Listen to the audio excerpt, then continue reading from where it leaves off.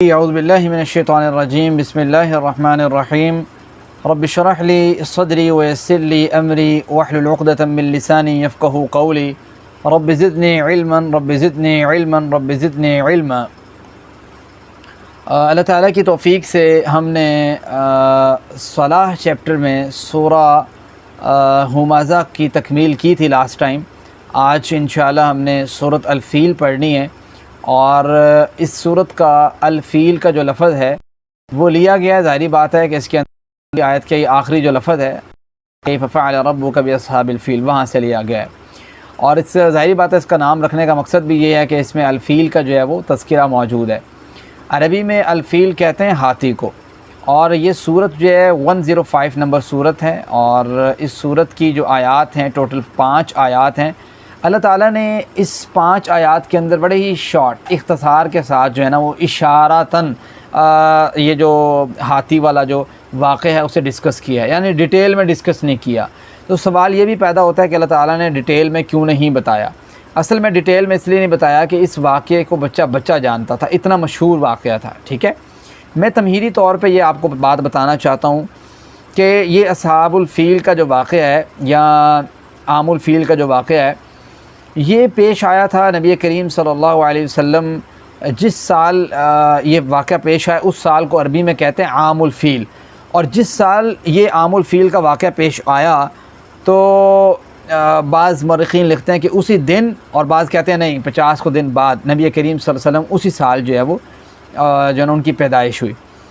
تو یہ واقعہ اس لیے بھی امپورٹنٹ ہے، اس لیے بھی اہم ہے کہ اس کو گزرے بہت زیادہ ٹائم نہیں ہوا تھا، بڑا قریب ہوا تھا یہ واقعہ نا۔ تو اس وجہ سے مکہ کے بچے کو یہ واقعہ یاد تھا، جس کی وجہ سے اس کو ڈیٹیلڈ جو ہے نا ایڈریس نہیں کیا گیا۔ اب ذرا دیکھیں کہ اس کے اندر کیا بات بیان ہوئی ہے۔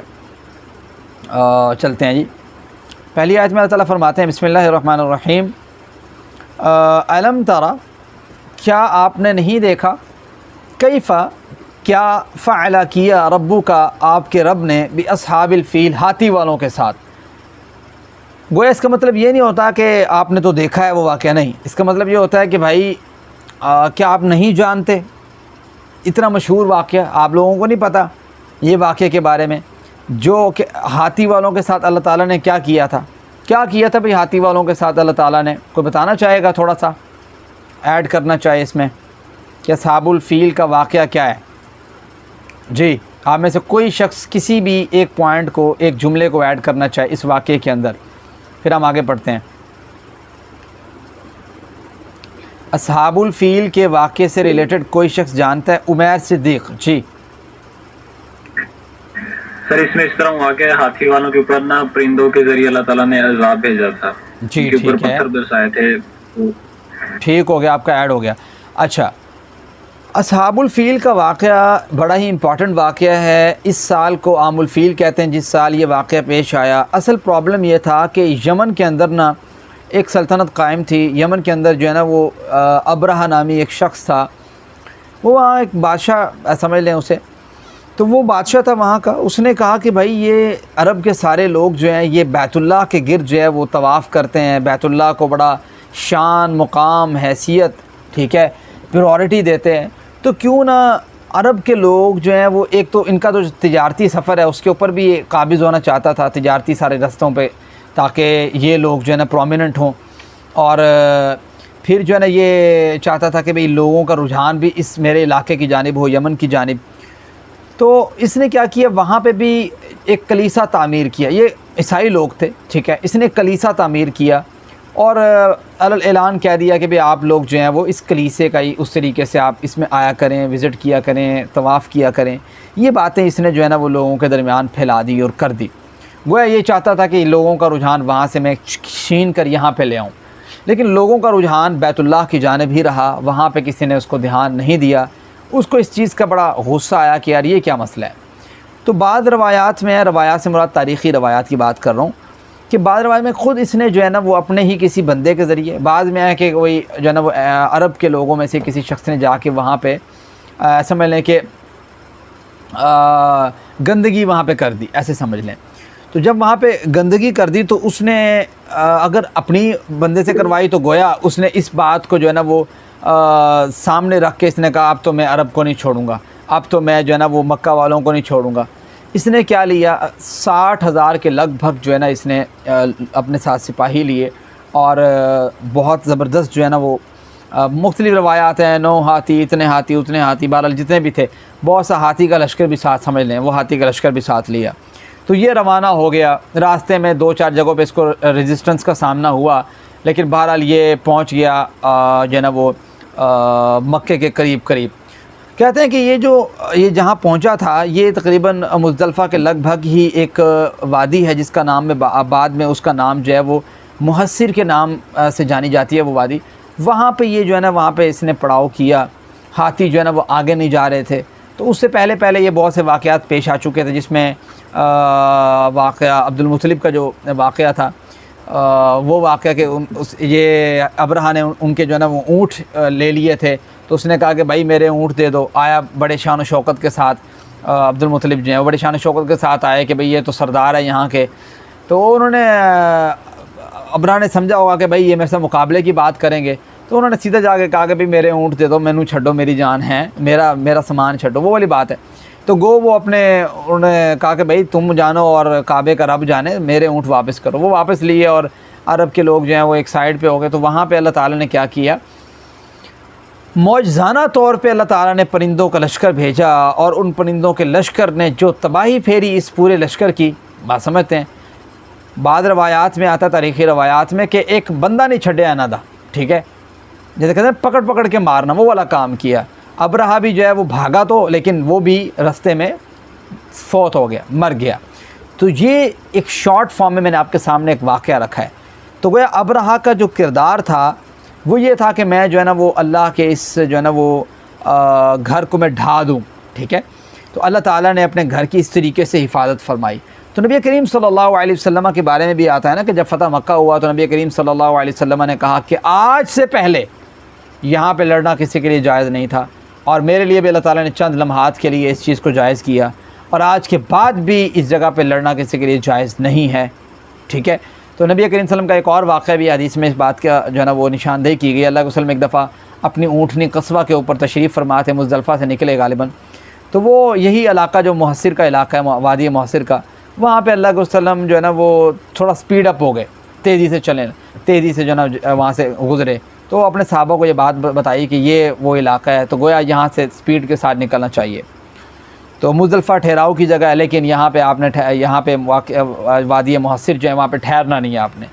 تو یہ تھوڑا سا واقعہ ہے، میں نے آئی ہوپ آپ کو کوشش کی ہے کہ یہ واقعہ آپ کو شارٹ فارم میں آپ کے جو ہے نا وہ گوش و گزار رکھوں، تو آپ کو امید ہے کچھ نہ کچھ سمجھ آ چکی ہوگی۔ اب ذرا آپ اس صورت کے اوپر آئیں جس صورت میں یہ واقعہ اللہ تعالیٰ نے ڈسکس کیا ہے، ان الفاظ پر غور کریں۔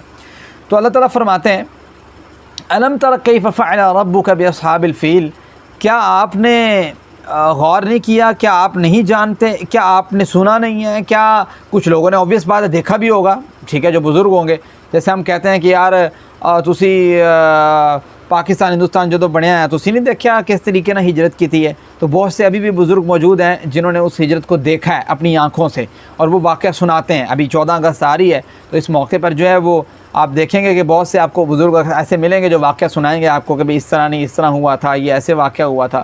تو ہم نے تو 14 اگست کو جو ہے نا وہ جشن والا بنایا ہوا ہے کہ بھئی یہ جو ہے نا جھنڈیاں شنڈیاں لگا لو اور یہ ہمارا محبت اور پیار کا جو ہے نا وہ ایک ذریعہ ہے۔ ایسا نہیں ہے، محبت اور پیار کا ذریعہ آپ کے اعمال سے شو ہوتا ہے کہ آپ کتنا پروٹیکٹ کرتے ہیں اپنے ملک کے لیے، اور کتنا آپ کام کرتے ہیں، کتنا ڈومیننٹ کرتے ہیں اپنے ملک کو، ٹھیک ہے، کتنا تحفظ کرتے ہیں، کتنا اس نظریے پر چلتے ہیں جس نظریے کی بیس پہ ہم نے اس ملک کو حاصل کیا تھا، ٹھیک ہے۔ تو ایک میں نے نا شارٹ ویڈیو 14 اگست سے ریلیٹڈ بنائی ہوئی ہے انشاءاللہ، تو میں آپ لوگوں کو شیئر بھی کروں گا، تو آپ لوگ جو ہے اسے خود بھی سنیے گا، آگے بھی لوگوں تک پہنچائیے گا۔ بڑی امپورٹنٹ جو ہے نا وہ ویڈیو ہے، اس سے ریلیٹڈ وہ ایک شارٹ کلپ ہے، اصل میں وہ ایک کمپٹیشن سپیچ تھی یونیورسٹی کے اندر ہی، اسی سے شارٹ کلپ بنایا ہوا ہے، تو وہ انشاءاللہ میں آپ لوگوں کو شیئر کروں گا۔ تو وہ تھوڑا سا آگاہ کرتا ہے کہ بھئی ہمیں 14 اگست سے سبق کیا حاصل کرنا چاہیے۔ تو جس طریقے سے ہم وہ واقعہ پوچھتے ہیں کہ چند لوگوں نے دیکھا ہوتا ہے، اسی طریقے سے گویا یہ بات بھی کی جا رہی ہے کہ الم تر کیف فعل ربک باصحاب الفیل، آپ لوگوں کو نہیں پتہ کہ آپ کے رب نے، اللہ تعالیٰ نے گویا ہاتھی والوں کے ساتھ کیا کیا تھا۔ تو یہاں پہ گویا ایک نشاندہی کی جا رہی ہے، یہ سورہ مکی ہے، یہ دیکھیں نا، یہ مکی صورت ہے، مکہ کے اندر یہ بات جو ہے نا بتائی جا رہی ہے، تو گویا ایک چیز کی طرف اشارہ ہے۔ وہ چیز کیا ہے؟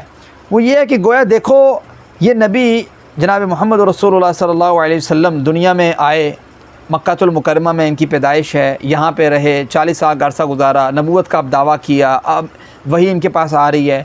اللہ تعالیٰ جس طریقے سے اپنے گھر کی حفاظت کرنے پہ قادر ہے نا ابرا سے، تو آپ ٹینشن کیوں لیتے ہو کہ پتہ نہیں یار یہ محمد صلی اللہ علیہ وسلم قبضہ نہ کر لیں جی ہیں، اور یہ جو مکہ میں ان کا دروب دبدبہ نہ ہو جائے۔ اگر ان کی بات جو ہے وہ اللہ تعالیٰ کے گھر کے خلاف ہوگی تو اللہ تعالیٰ ویسے ہی ان کو یہاں پہ جو ہے نا وہ قابض نہیں ہونے دیں گے۔ وہ ٹینشن کیوں لیتے ہو تم؟ ٹھیک ہے، وہ اس بات کی طرف ایک اشارہ ہے۔ الم تر کیف فعل ربک باصحاب الفیل، کیا آپ نے نہیں دیکھا کہ تیرے رب نے اصحاب الفیل کے ساتھ کیا کیا؟ ٹھیک ہے، دوسری آیت ہے الم یجعل کیدہم فی تضلیل، کیا نہیں اللہ تعالیٰ نے ان کی جو تدبیر تھی اس کو بیکار کر دیا، ان کی خفیہ تدبیر۔ گویا اب خفیہ تدبیر، آپ تو یہ سوچیں گے کہ بھائی اس واقعے کے بارے میں تو سب کو پتہ تھا، اس نے تو علی الاعلان آ کے جنگ کا کہا تھا، پھر خفیہ تدبیر کیسے ہوگی؟ اصل میں یہ ایک کہتے ہیں نا ہاتھی کے دانت دکھانے کی اور کھانے کی اور، اصل میں ابرہا صرف اس مقصد کے لیے نہیں آ رہا تھا کہ میں جو ہے نا وہ کعبے کو ڈھا دوں گا، اصل میں ایک اور مقصد بھی تھا کہ عرب کو میں اپنے انڈر کر لوں گا، اور ان کا جو سسٹم ہے یہ والا آمد و رفت کا اور جو یہ تجارت کرتے ہیں اس پہ میں قابض ہو جاؤں گا۔ ٹھیک ہے، وہ سسٹم جو ان کا چل رہا ہے، جو ان کی حیثیت اور مقام سمجھا جاتا ہے عرب کے اندر، تو یہ چیز جو ہے نا اس کو یہ اس کی خفیہ تدبیر میں شامل تھی۔ تو میں الم یجعل کیدہم فی تضلیل، کہ ہم نے اس کی خفیہ تدبیر کو بیکار نہیں کر دیا، ذلت والا نہیں کر دیا، ذلیل نہیں کر دیا۔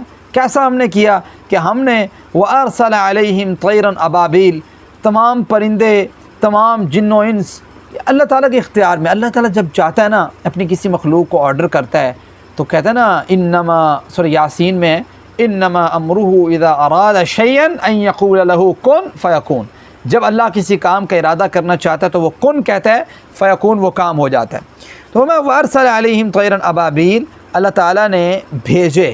ٹھیک ہے، ایک ہوتا ہے کہتے ہیں نا کہ ایک ہوتا ہے اترنا، ایک ہوتا ہے اتارنا۔ ٹھیک ہے، تو یہ دونوں میں فرق ہے، اترنے میں اور اتارنے میں۔ اترنا ہوتا ہے خود اترنا، ٹھیک ہے، اور اتارنا ہوتا ہے کہ کوئی اور اتار رہا ہے۔ تو یہ اللہ تعالیٰ بھیج رہا ہے، بات سمجھتے ہیں، وہ خود نہیں آ رہے۔ وَأَرْسَلَ عَلَيْهِمْ، تو جس چیز کو اللہ بھیج دے تو وہ حالت کیا کریں گے؟ وَأَرْسَلَ، اور اس نے بھیج دیے، علیہم ان پر، طیرن پرندے، ابابیل۔ ابابیل کا ایک ہم لفظی معنی کرتے ہیں، یہ ابابیل پرندوں کو کہا، یہ ہم وہ جو ہمارا ایک خاص پرندہ جس کو ہم اردو میں ابابیل کہتے ہیں، تو ہم سمجھتے ہیں کہ پتہ نہیں اس پرندے کی بات ہو رہی ہے۔ اصل میں ابابیل جو ہے یہ اس کا ایک مطلب ہوتا ہے کہ جوک در جوک کہہ لیں آپ، جس کو ہم کہتے ہیں نا اردو میں یورش ہو جانا کسی چیز کی، اور ایک حملہ ہو جانا، اور ایک گروہ در گروہ کسی چیز کا آ جانا، گول در گول کہہ لیں آپ، جیسے یہاں پہ گول کے گول کہہ دیا۔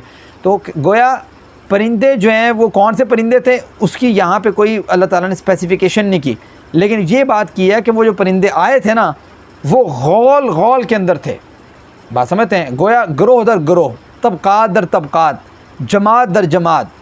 ٹھیک ہے، تو یہ آپ کہہ لیں، تو اللہ تعالیٰ نے ان کو ایسے بھیجا، اور ان کا کام کیا تھا؟ ان کا کام یہ تھا کہ ترمیہم، وہ پھینک رہے تھے ان پر، ان کے جو ہے نا وہ ایک اتنی زبردست جماعت، 60,000 کہنے کو ہوتا ہے بھائی، تو اتنا بڑا جو ہے لشکر آپ جو لے کے آیا تھا وہ ایک کام کرنے کے لیے، اللہ تعالیٰ نے چھوٹے چھوٹے پرندوں کے ذریعے اللہ تعالیٰ نے کیا کیا؟ ترمیہم، وہ چھوٹے چھوٹے پرندے کیا کر رہے تھے؟ پھینک رہے تھے، بحجارۃ، کیا پھینک رہے تھے؟ کنکریاں پھینک رہے تھے، پتھر پھینک رہے تھے، من سجیل، پکی ہوئی مٹی جو ہوتی ہے نا اس کے پتھر، گویا جیسے کھنگر والی مٹی ہوتی ہے نا، یہاں سے سمجھ لیں کہ تھوڑا اگر مٹی جو ہے نا اس کو پکا لیا جائے، جیسے اینٹ ہوتی ہے ہماری، اس ٹائپ کی جو پتھر، تو یہ پتھر تھے جو مٹی کے بنے ہوئے تھے، جو بڑے سخت قسم کے تھے۔ اللہ تعالیٰ نے آپ کو پتہ ہے جو قوم لوط پہ عذاب نازل کیا، تو وہ بھی قرآن کریم میں تھوڑا اسی ٹائپ کی بات اللہ تعالیٰ نے کی ہے، سجیل منضود کی، جس میں پوری آیت اس طرح ہے کہ فلما جاء امرنا جعلنا عالیہا سافلہا وامطرنا علیہم حجارۃ من سجیل منضود، کہ جب اللہ تعالیٰ کا حکم آیا تو اللہ تعالیٰ نے نیچے والے ان کے حصے کو اوپر والا حصہ بنایا، نیچے سے اٹھایا اور الٹا ان کو دے مارا، اور ان پہ اللہ تعالیٰ نے سجیل منضود جو پتھر ہے نا، نشان زدہ پتھر کھنگر والے، اللہ تعالیٰ نے وہ ان کے اوپر برسائے، پکی ہوئی مٹی کے۔ تو وہاں بھی اللہ تعالیٰ نے یہی بات کی ہے کہ قوم لوط پہ جو عذاب آیا تھا نا، بڑا سخت عذاب تھا، کہ جب ان کو زمین سے اٹھایا نا اللہ تعالیٰ نے اور آسمان کی جانب لے گیا اور وہاں سے دے مارا نیچے کی جانب، اور حدیث میں آتا ہے کہ ان کے جانوروں کی آواز آسمان دنیا کے لوگ سن سکتے تھے. تو یہ خوفناک قسم کا عذاب ان پہ آیا، اور صرف یہاں پہ بس نہیں کیا، اللہ نے ان پہ پتھر بھی برسائے. تو یہ من سجیل، اسی سے ایسے سمجھ لیں کہ وہی پتھر کی مانند، جیسے وہ پتھر ان کے اوپر برسائے اسی طرح ان کے اوپر پتھر برسائے. فجعلہم، جب یہ پتھر ان پہ پڑتے تھے، بظاہر یہ چھوٹے سے پتھر کیا کر سکتے تھے، گویا جس طریقے سے ایک گولی چھوٹی سی جسم کو لوتھڑوں میں تبدیل کر دیتی ہے، اور ایک چھوٹا سا بومب جو ہے نا وہ پھاڑ کے رکھ دیتی ہے جسم کو. فجعلہم، اللہ تعالیٰ نے اس چھوٹے سے پتھر کے ذریعے کر دیا کعصفن، بھوسے جیسا. بھوسا کسے کہتے ہیں؟ کوئی شخص بتانا چاہے گا آپ میں سے بھوسا کسے کہتے ہیں؟ جی، anyone who want to tell me about بھوسا کسے کہتے ہیں؟ کہ اللہ تعالیٰ نے جو وہ پتھر پھینکتے تھے وہ جب آ کے لگتے تھے تو اللہ نے ان کو بھوس کے مانند کر دیا. جی عمیر صدیق. سر میرا خیال ہے کہ جس طرح ہم کسی چیز کا جو جوس نکال لیتے ہیں اور پیچھے جو ویسٹ مٹیریل بچ جاتا ہے اس کو شیک کرتے ہیں. جی بالکل. دیکھیں بھوسے کے ایک دو معنی میں آپ کو بتا دیتا ہوں. ایک تو معنی جیسے عمیر صدیق نے بھی بتایا کہ ایک بھوس کا معنی یہ ہوتا ہے کہ جب آپ کسی چیز کا جوس نکالنے اس کا جو بھوس بچ جائے. جیسے آپ گاجروں کا جو جوس بناتے ہیں آپ نے دیکھا ہوگا، وہ جوس بنا کے ایک سائڈ پہ جو گرائنڈ جب ہو جاتا ہے جوس اور جوس نکل جاتا ہے اور وہ بھوس بچ جاتا ہے، وہ کیسا بھوس ہوتا ہے؟ ٹھیک ہے، جیسے کوئی چیز جو ہے نا وہ چبا کے کرش کر کے حالت اس کی خراب ہوئی ہوتی ہے، وہ والا حالت ہوتی ہے. اچھا دوسرا، اس کو آپ بھوس اس طرح، اس کی ایک مثال لے لیں. جیسے جانور جو ہے وہ کوئی چیز کھاتا ہے اور لید کرتا ہے. اب جو وہ لید کرتا ہے سمجھ لیں وہ بھوس کہلاتا ہے. اسی طریقے سے ایک اور مثال لیں، بھوس سے ایک اور چیز بھی ہوتی ہے. جیسے آپ کہہ لیں کہ یار یہ جیسے چاول ہے نا، چاول اور اس کے جو چھلکے ہوتے ہیں، یا گندم کے جو چھلکے ہوتے ہیں، تو گندم اصل ہے، چاول اصل ہے، اور اس کے جو چھلکے ہیں وہ اس بھوس ہے. ٹھیک ہے، اسی طریقے سے بھوس کی ایک اور مثال لے لیں. میں اس لیے کہہ رہا ہوں کہ کلیئرٹی ہو جائے آپ کو کہ بھوس کہتے کسے ہیں. آپ نے کبھی کوئی نوالا منہ میں ڈالا ہو اور چبا رہے ہوں آپ نوالے کو، اچانک نوالے کے اندر بال آ جائے یا کوئی ایسی چیز آ جائے، پتھر آپ اس نوالے کو باہر پھینک دیں. ٹھیک ہے، اب اس نوالے کی جو حالت ہوئی ہوتی ہے آپ کے چبانے کے بعد، جس کو آپ نے باہر پھینکے، آپ نے کبھی اس کو آبزرو کیا ہو، تو جو اس کی حالت ہوتی ہے اس کو آپ بھوس کہیں گے.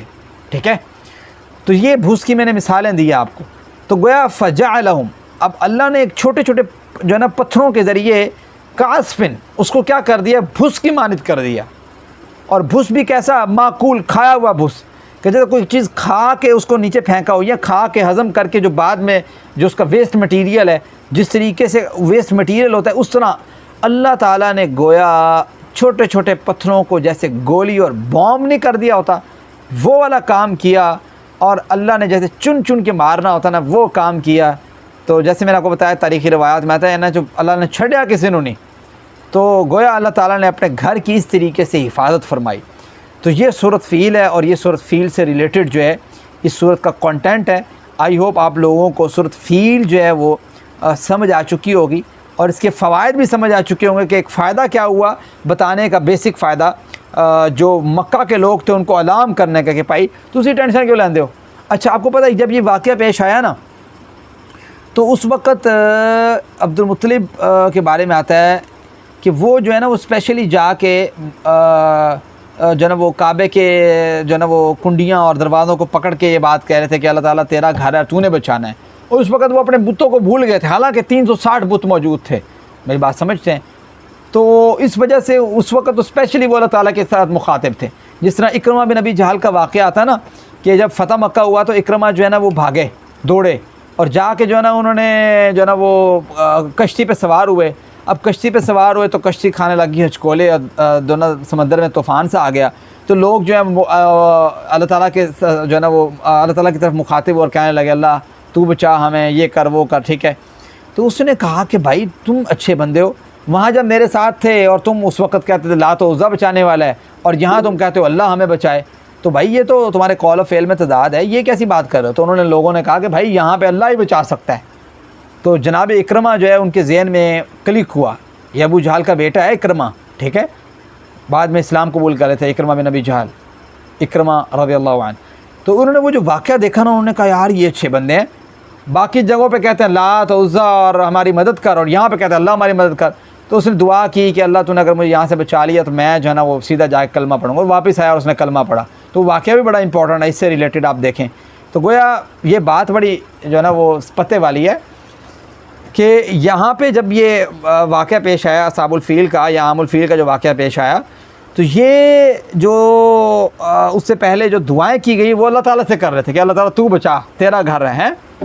تو اس وقت سارا بولے. قرآن کریم میں بھی نا امن یجیب المضطر اذا دعاہ ویکشف السوء ویجعلکم خلفاء الارض، جب کوئی تکلیف میں آتے ہیں نا تو پھر اللہ تعالیٰ کو پکارتے تھے یہ مشرکین مکہ، اور جب کوئی کشتی اس طرح کا معاملہ ہوتا تب بھی اللہ کو پکارتے تے. ٹھیک ہے، تو اللہ تعالیٰ گویا نبی کے ذریعے ان کو کہتے تھے کہ بھائی تمہیں مسئلہ کیا ہے، تم تکلیف میں اللہ کو پکارتے ہو، جب صحیح ہو تو کہتے ہو یہ لات و عزا نے کیا ہے. ٹھیک ہے، تو یہ امپورٹنٹ بات ہے جو آپ نے اپنے مائنڈ میں رکھنی ہے. تو دیکھیں جس طریقے سے آپ یہ سوچ رہے ہیں کہ یار ابرہا نے کس طریقے سے اپنا جو ہے نا وہ ایک جگہ بنانی چاہیے کہ چلو بھائی میں ان کو کہوں کہ ادھر طواف کرو. طواف آپ کو پتہ ہے عبادت ہے، اور عبادت میں اللہ کے علاوہ، اللہ کے گھر کے علاوہ، بیت اللہ کے علاوہ کسی اور کو شریک ٹھہرانا، اس طرح کی عبادت کسی اور جگہ پہ کرنا، وہ بھی شرک ہے. بات سمجھتے ہیں؟ طواف صرف بیت اللہ کے ساتھ خاص ہے، کسی اور کے در کا گھر کا طواف کرو گے تو شرک ہے. یعنی آپ کسی قبر کا شروع کر دو. اور پاکستان میں آپ کو پتہ ہے کچھ مزار ایسے ہیں، کچھ جگہیں ایسی ہیں جہاں پہ جو ہے وہ طواف کیا جاتا ہے، اور ان سے پوچھو ہاں بھی یہ کیا ہے، وہ کہتے ہیں یہ غریباں دا حج ہے.